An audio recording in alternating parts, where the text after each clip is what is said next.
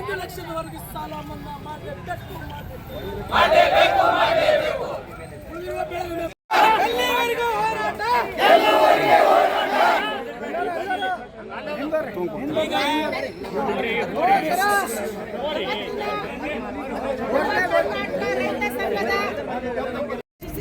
ನವ ಕರ್ನಾಟಕ ರೈತ ಸಂಘದ ಅಧ್ಯಕ್ಷರಾದಂತಹ ದಯಾನಂದ ಪಾಟೀಲ್ ಅವರು ಮಾತಾಡಬೇಕು.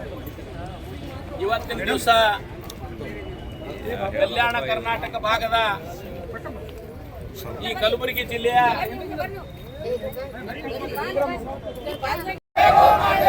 ರೈತರ ಸಾಲ ಮನ್ನಾ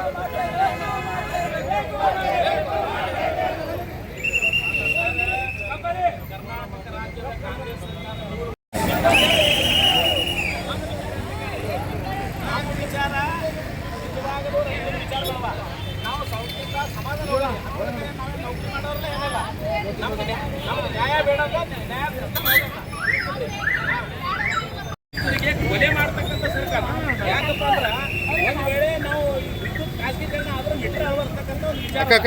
ಹಾಗಾಗಿ ರಾಜ್ಯದ ರೈತರಿಗೆ